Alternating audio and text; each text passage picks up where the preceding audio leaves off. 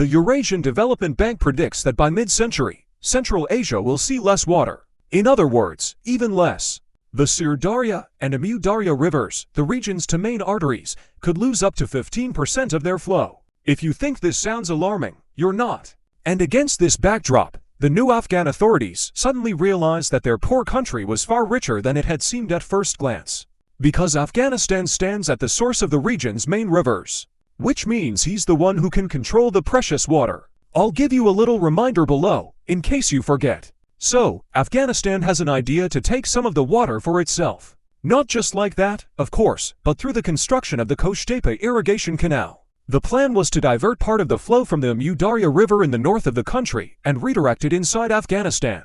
Work began in March 2022, and by February of the following year, Planet Labs satellites had already recorded over 100 kilometers of the excavated channel. The project was estimated to cost $684 million. At the construction launch ceremony, Taliban First Deputy Prime Minister Mullah Abdul Ghani Baradar called the canal a priority for his government. And it appears his words are being met with action. A special unit was created to guard the construction site, and Defense Minister Mohammad Yaqub even promised to deploy the army to support the project with all its might. And indeed, construction is proceeding very rapidly. It resembles a giant anthill. Around 300 local contractors are carrying out excavation work at 120 locations. 6,500 workers are working at the sites, with over 4,000 pieces of equipment in use. The canal is being dug day and night, and the Taliban's highest echelons are monitoring the construction process. They regularly visit the construction site. The Koshtepa project is conceived not as just another construction project, but as a cornerstone of Afghanistan's future. According to the Taliban's plans, the main canal will stretch to 185 kilometers. It will be approximately 8.5 meters deep and 100 meters wide. This means it will be a gigantic man-made channel comparable to a medium-sized river. The annual water intake is expected to be colossal, up to 10 cubic kilometers. To accommodate this scale, construction was divided into 3 phases. The project is expected to be fully completed by 2028. But the main thing is that the canal is intended to transform arid lands into irrigated fields. Initially, 580,000 hectares were discussed, but Afghan journalists from Tola News later reported a different figure, almost twice that. Now, the plan is to irrigate 1.2 million hectares of land. In short, the main goal of the Koshtepa Canal is simple and clear: to transform the desert into fields. As I've already mentioned, hundreds of thousands of hectares are planned to be irrigated, meaning the country will not only be able to feed itself with grain, but also reduce its dependence on imports. Currently, Afghanistan is forced to import wheat, vegetables, fruits, and legumes, things that, with sufficient water, it could easily grow locally. For a country where 90% of the population is engaged in agriculture, irrigation is a matter of survival. This has always been the case in the hot climate, and in modern Afghanistan, this principle is no less relevant. For example, farmers in Bamiyan province told World Bank staff that the restoration of irrigation canals doubled their income. Water can not only increase crop yields but also allow for a shift to more demanding crops, such as wheat or potatoes. But the canal solves another problem. The Taliban has banned poppy cultivation, previously the most profitable crop. Poppy seeds simply require far less water than grains or vegetables. Farmers maintain their income despite droughts. Now, to protect farms from ruin and maintain political stability, the authorities must provide them with an alternative. And here, the canal promises to be a symbol of hope. It can provide both jobs and water. It is estimated that the new hydraulic structure will create up to 200,000 jobs. And for a country where unemployment is particularly high among young people, and today 1 in 3 men under 24 is unemployed, this is an opportunity. And then there's the household level. According to the UN Development Program, approximately 79% of the population lacks adequate access to water, and 2/3 of households suffer from drought. For Afghan farmers, tired of poverty and forced to rely on subsistence farming, Koshtepa represents a long-awaited break from their vicious cycle. But while Koshtepa represents a symbol of hope for Afghanistan, it has already become a source of concern for its neighbors. Calculations suggest the new structure could divert up to 1/5 of the Amu-Darya's flow, meaning Uzbekistan and Turkmenistan will receive less water than they are accustomed to. There, all life depends on irrigation, agriculture, employment, and economic stability. Uzbekistan, in fact, finds itself in the most vulnerable position, being downstream. In 2023, Uzbek officials even began negotiations with the Taliban, attempting to discuss the risks, but no formal agreements have been reached. The concerns of Central Asian countries can be summarized into main areas. The first is water shortages. Downstream losses could reach 15 to 20%, and then millions of people will face even more severe shortages. The second issue is the quality of the construction itself. There have already been reports of leaks in certain sections of the canal. If this is the case, some of the precious water will be lost to the sand, meaning it won't be used by anyone. Even without the Afghan canal, Central Asia is experiencing a severe water crisis. For a long time, water shortages primarily affected agriculture, but now household needs are also being impacted.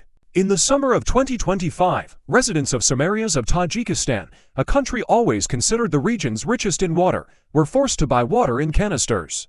Similar events occurred in both Kyrgyzstan and Kazakhstan. In 2023, they even erupted into water wars, with people taking to the streets demanding access to water. Even earlier, in 2021, water shortages became one of the causes of armed clashes between Tajikistan and Kyrgyzstan. The situation is confirmed by local residents themselves. In an anonymous survey of farmers from 12 provinces, the majority admitted that water outages have become the norm. Many said they lack the funds for modern irrigation technologies that could alleviate the situation. The causes of this crisis have long been known, and the main one is cotton. Uzbekistan and Turkmenistan have devoted vast areas to cotton cultivation, and producing 1 kilogram of purified fiber requires up to 17,000 liters of water. Irrigation of cotton fields was one of the main reasons for the catastrophic drying of the Aral Sea. And although the authorities are trying to diversify agriculture, cotton remains the most important export crop. No one plans to abandon it. Add to this other factors: population growth, accelerated urbanization, and industrial development. The water shortage is only getting worse every year. And the Kshtepa Canal, if completed, threatens to make the situation even worse. Yet no one disputes Afghanistan's right to use the Amu Darya. Almost a third of this river's flow originates in its mountains. Decades of war have meant the country has barely tapped this resource, with annual water consumption amounting to just 2 cubic kilometers. That's 11 times less than Uzbekistan and 5 times less than Turkmenistan. Therefore, the problem lies not in Afghan law itself, but in the way the project is being implemented. The Taliban lack regional coordination and are using outdated construction methods. Without concrete walls and reinforced banks, a significant portion of the water will simply disappear into the sand. However, Kshtepa is far from the only initiative. Afghan development officials are already discussing plans to develop approximately 1 million hectares of land along its route. They plan to build not only agricultural but also industrial complexes there. For example, the project includes the Hayreddin Agricultural Complex, covering 348,000 hectares, as well as new transportation hubs, road and rail bridges across the canal, and a highway along it. All of these are links in a single chain, as the country's new government has apparently decided to take water seriously. The canal is planned as just one example, but the plan is much larger. Water sovereignty. The Taliban explicitly state that Afghanistan must manage its own rivers and build a future on them. Thus, at the opening ceremony of the second phase of construction, the Deputy Prime Minister for Economic Affairs emphasized that progress on the canal was achieved solely by Afghan engineers, contractors, and workers. He also added that the government is determined to take control of the country's water resources. After coming to power, the movement not only strengthened its control over the territory, but also focused on exploiting its natural resources. In this arid land, water has come to be seen as the most important strategic resource. Another example is dam construction, which, incidentally, is becoming a source of tension between neighboring countries. Previous Afghan governments tried to avoid large-scale irrigation projects for fear of irritating downstream countries. But the current authorities have decided to take a different approach. The Taliban insist on an independent water policy, even if it causes discontent among their neighbors. For example, this year they opened the Pashdan Dam in Herat province. Its construction cost $117 million, and its storage capacity is estimated at 54 million cubic meters of water. The dam is capable of generating 2 megawatts of electricity and providing irrigation for 13,000 hectares of land. This is just the beginning, as new projects on the Akunar River are already being discussed. If they are implemented, some of the water that previously flowed to Pakistan will remain in Afghanistan. And this will inevitably exacerbate relations on the other side of the border. The Taliban had plans for more than just water. Another project, far larger and more ambitious, is the new city of Kabul. According to the plan conceived at the beginning of the century, it was to become home to 3 million people by 2040, that is, 1.5 times more people than the Afghan capital then housed. It was also planned to create over 1 million jobs and provide modern infrastructure, from industry and commerce to education and social services.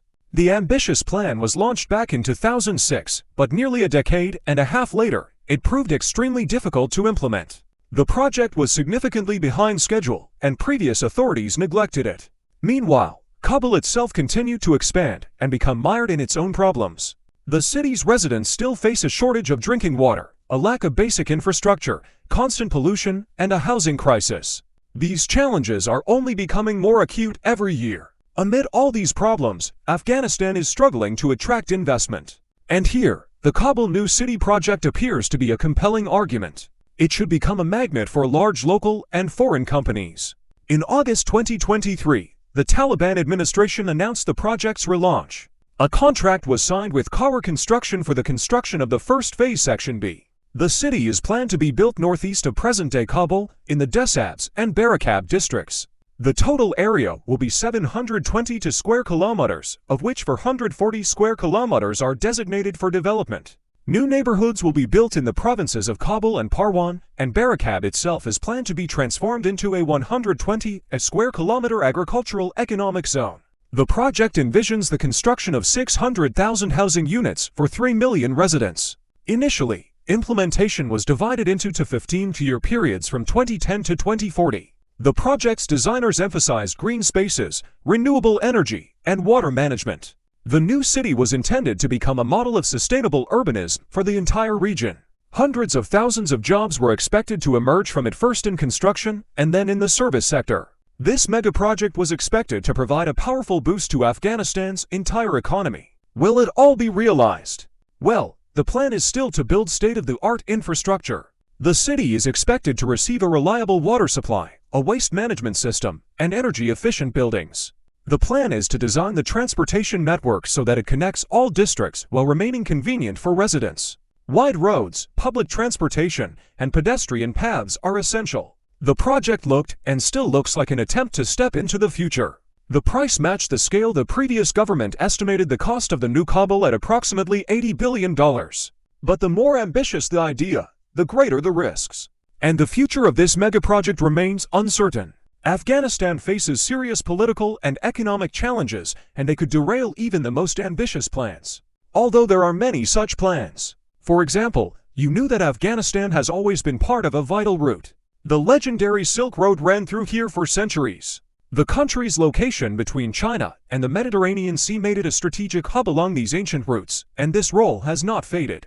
Today, Afghanistan is also important for intra-regional trade, and it continues to connect strategic routes like China's Belt and Road Initiative, linking South and Central Asia with the Middle East. The country's geography offers Central Asia and Afghanistan itself unique opportunities. If exploited wisely, they could build a bridge between the region and global markets. The Taliban understand this too. In recent years, they have actively supported projects designed to improve connectivity between regions. Roads, transport hubs, and all the infrastructure designed to transform the desert into a trade artery are being built and reconstructed. The next logical step is the railway, the Trans-Afghan Highway. This is not just a transport project, but a complete overhaul of the entire logistics system in Eurasia. The plan is to connect Uzbekistan, a landlocked country, with Pakistani ports on the Arabian Sea, and it is intended to pass through Afghanistan. Taken together, this looks like an attempt to create a new geometry of trade and influence, to move away from the old routes that had been running through Russia and Iran for decades, and at the same time to free ourselves from the influence of these two countries on regional logistics. And now, after 8 years of negotiations, real steps have finally begun. All three countries, Afghanistan, Uzbekistan, and Pakistan, have written off the agreement, and the project has moved beyond the theoretical stage. It was unveiled back in 2018, and now the project involves a railway line approximately 650 kilometers long. The cost is estimated at $4.6 billion. Construction is expected to take approximately 5 years. The benefits promise to be colossal. Firstly, transit time from Pakistan should be reduced from 35 days to just 4. Secondly, the volume of cargo passing through Afghanistan will increase tenfold. Instead of the current 300,000 tons transported by trucks, the railway will be able to handle up to 3 million tons in the initial phase. And in 10 to 15 years, these volumes could reach 15 to 20 million tons. Overall, for Afghanistan itself, the Trans-Afghan Railway represents an opportunity to radically change its role in the region. Local officials are confident the project will open the door to expanded trade, increase transit revenues, and spur the development of domestic infrastructure. If this idea comes to fruition, Afghanistan will truly find itself at the center of a new map. Regional cooperation built around it will create thousands of jobs and transform logistics into a source of stable revenue. And the railway isn't the only plan. Other projects are already in development. For example, another trans-Afghan corridor is planned to connect the border with Turkmenistan with the Pakistani coast. This will expand the geography of trade and further strengthen Afghanistan's position as a transit hub. However, the mega-projects slated to cross Afghanistan don't end with the railway. Gas is next. In early 2025, the first 3 kilometers of the Turkmenistan-Afghanistan-Pakistan-India pipeline, better known as TAPI, were laid. This is one of the region's key energy projects of recent decades. It is planned to deliver natural gas from Turkmenistan's giant Goknish field to consumers in Pakistan and India, and its route will pass through Afghanistan. The project's objectives are strategic. The pipeline should strengthen economic stability and attract significant foreign investment to the region. Afghanistan promises not only the image of a transit country, but also real revenues. We're talking about at least $400 million annually. The pipeline is planned to be 14 kilometers long, and its cost is estimated at $10 billion. It will transport up to 33 billion cubic meters of gas annually. The 214-kilometer Turkmen section was completed back in 2018. A ceremony marking the handover of the construction to Afghanistan was held at the same time. However, Afghanistan has always been considered the main obstacle for TOPI, as 774 kilometers of pipelines must pass through its territory. This is a very serious challenge for the current authorities in Kabul. Nevertheless, by the end of April 2025, 14 kilometers of gas pipeline had already been built. How reliable is it? Well, we'll see. Meanwhile, Afghanistan's energy ambitions extend beyond the gas pipeline. In May 2025, the Taliban announced a new agreement. Representatives of the state-owned company Afghanistan Brashna Shirkat signed an agreement with the ministers of Kazakhstan, Tajikistan, and Pakistan. The goal is to expedite the completion of the Kasait 1000 transboundary project, which has been delayed for years. Kasait 1000 was conceived back in 2016 and is currently estimated to cost $1.2 billion.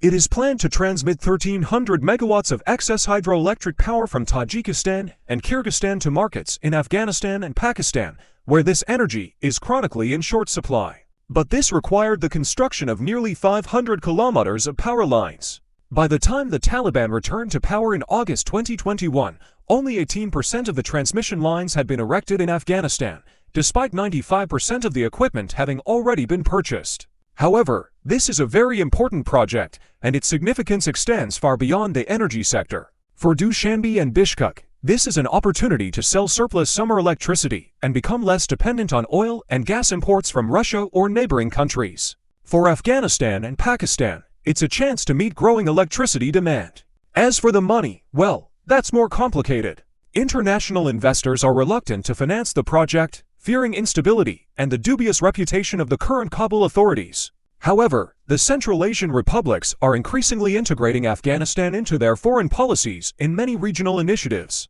For the Taliban administration, Kasait 1000 also promises direct benefits and an annual income of $65 million. To understand why Kasait 1000 was built here, it's worth remembering one unique feature of Central Asia. This region possesses one of the world's largest hydroelectric potentials.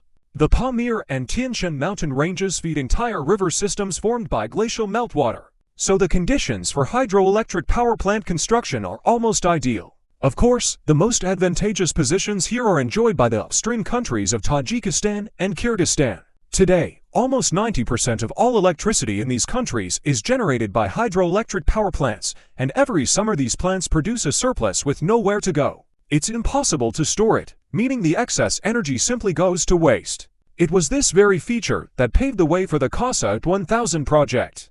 As you can imagine, they plan to sell not just electricity, but exclusively the summer surplus. In other words, their exports allow them to achieve two goals simultaneously: countries receive income and can reinvest it in expanding their capacity, and in winter, when river levels drop, they will be less likely to face shortages.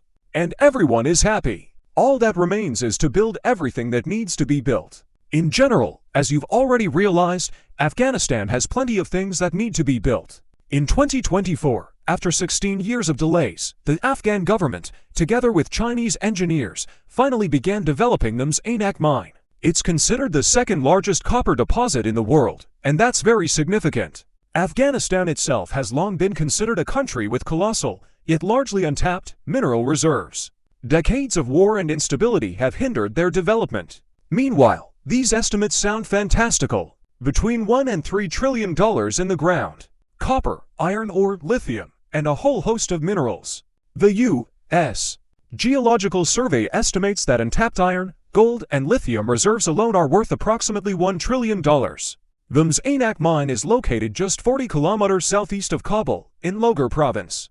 According to various sources, it may contain between 5.5 and 11.5 million tons of high-quality copper ore. Although successive governments have attempted to launch development, progress has been hampered by constant contract disputes, security issues, and logistical problems. For the current authorities, the mine could represent an unprecedented financial opportunity. According to the authorities, the Chinese company MCC won't be able to extract its first tons of copper for at least 2 years, but the project's importance is already clear. Copper is a critical metal for electronics, and its price is rising thanks to demand for electric vehicles, renewable energy, and data centers. This means its price will only rise in the future. Estimates suggest Zanak could generate between $250 million and $300 million in annual revenue for Afghanistan, plus approximately $800 million in commissions over the life of the contract, plus 3,000-4.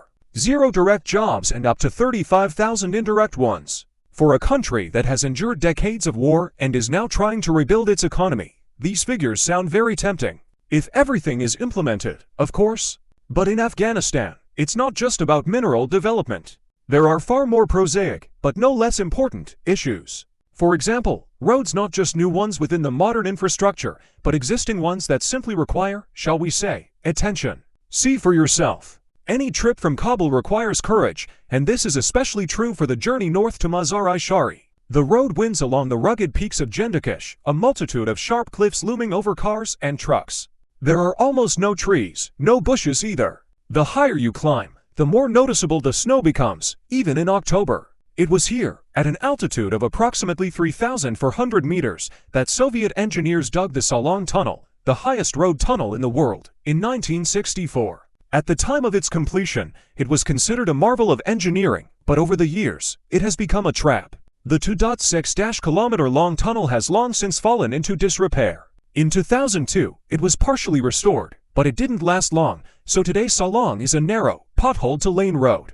The surface is almost entirely unpaved, and there's no lighting or ventilation. Dust hangs in thick clouds, and visibility sometimes drops to just 1.5 meters. Car headlights flicker like distant lights at first, and then appear right in front of you the next second. Driving faster than 8 kilometers per hour here is practically impossible. The danger of the Salong Tunnel is confirmed by tragedy. In 1982, a fuel tanker caught fire inside, killing dozens of Soviet soldiers. In 2010, avalanches around the tunnel buried cars, trapping hundreds of passengers. The death toll is estimated at least 150, although reports have put the figure at 400, and some sources even put it in the thousands. And in December 2022, another fire broke out here. A tanker carrying liquid fuel overturned and caught fire. The fire spread to other vehicles, and it wasn't until morning that the blaze was extinguished. At least 19 people were killed and dozens were injured. Although the tunnel is only 2.5 kilometers long, it's difficult to navigate. The trip isn't long. The whole distance can take more than 20 minutes. Ahead and behind you, you'll be surrounded by a convoy of huge trucks, slowly crawling along a very rough road. The diesel fumes are so thick it's dizzying.